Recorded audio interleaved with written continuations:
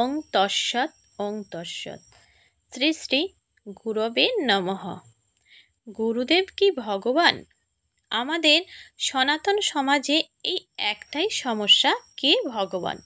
অনেকেই আবার তাদের নিজ নিজ গুরুদেবকে ভগবান বানিয়ে পূজা অর্চনা শুরু করে দেয়। কেননা গুরু ব্রহ্মা গুরু বিষ্ণু গুরুদেব মহেশ্বরম গুরু সাক্ষাৎ পরম ব্রহ্ম তস্মৈ শ্রী গুরবে নমঃ। এই মন্ত্রটি তো গুরুদেবকে সাক্ষাৎ হরি বলেই বর্ণনা করা হয়েছে। তবে আর অন্য ভগবানের পূজা অর্চনা করার দরকার আছে কি? যেহেতু গুরুই ভগবান, চলুন একবার দেখে নিই গুরুদেব কী রূপে ভগবান। অন্ধকারে পতিত মোহাচ্ছন্ন বদ্ধ জীব জানে না সে ভগবানের নিত্যদাস। ভগবানের সাথে যে আমার সম্পর্ক আছে তা আমি বিস্মৃত হয়েছি বলেই আমি এত দুঃখ কষ্ট পাচ্ছি। ভগবানের সাথে আমার যে প্রেমময় নিত্য সম্পর্ক ছিল তা আজ বিয়োগ হয়ে গেছে। কিন্তু এই জড় জাগতিক পৃথিবীতে আমার করুণাময় শ্রী গুরুদেব তার অহেতুকী কৃপার ফলে আমার হৃদয় সেই আধ্যাত্মিক জ্ঞানের আলো জ্বালিয়ে দিয়েছেন।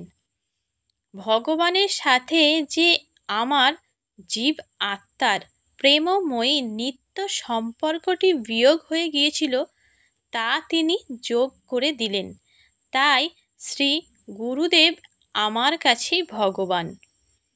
তিনি ভগবানের প্রতিনিধি, অর্থাৎ একটি শিষ্যের কাছে গুরুদেব ভগবানেরই সমতুল্য।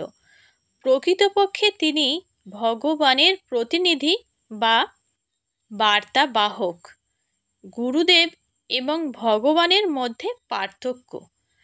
একজন সৎ গুরু তাই বলে থাকেন যা শাস্ত্রের অন্তর্ভুক্ত, অর্থাৎ শ্রীকৃষ্ণ বা ব্যাসদেব যা বলে গেছেন তিনি তাই বলেন, কিছু নকল করে নয়।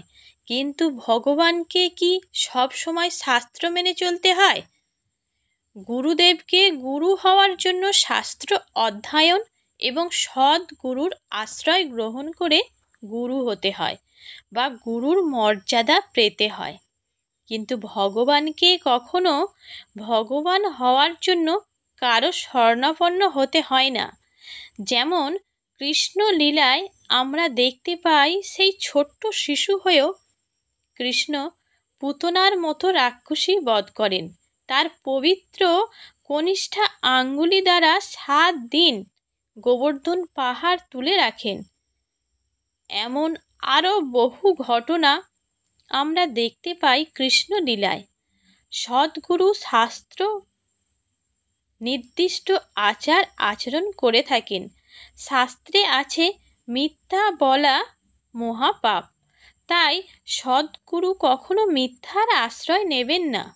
কিন্তু মহাভারত থেকে আমরা দেখতে পাই ভগবান তার লীলা সম্পাদনের জন্য অনেক মিথ্যার আশ্রয় নিয়েছেন। যশোদা মাতাকেও কত মিথ্যা বলেছেন, আবার কখনো কখনো কাউকে দিয়ে মিথ্যা বলিয়েওছেন।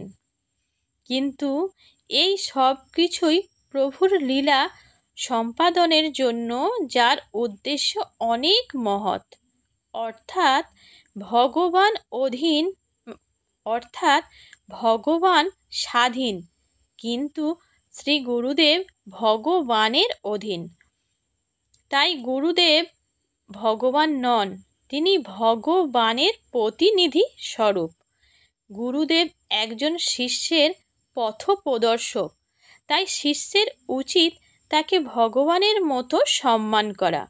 যেহেতু গুরুদেব ভগবানের প্রতিনিধি, সেহেতু তিনি ভগবানের অত্যন্ত প্রিয়জন। তাই মন প্রাণ দিয়ে ভগবানের প্রতিনিধি রূপে আমাদের সকলেরই কর্তব্য শ্রী গুরুদেবের সেবা করা। গুরুদেব তুষ্ট তো ভগবানও তুষ্ট। গুরুদেব সন্তুষ্ট হলেই ভগবানের কৃপা লাভ করতে পারব। এখন আপনি স্বয়ং বিচার করুন। হরে কৃষ্ণ লেখার মাধ্যমে যদি কোনো ভুল ত্রুটি থাকে ক্ষমার দৃষ্টিতে দেখবেন। ঈশ্বর সবাইকে মঙ্গল করুক, এই কামনা ভগবান শ্রীকৃষ্ণের কাছে। ওং শান্তি, ওং শান্তি, ওং শান্তি।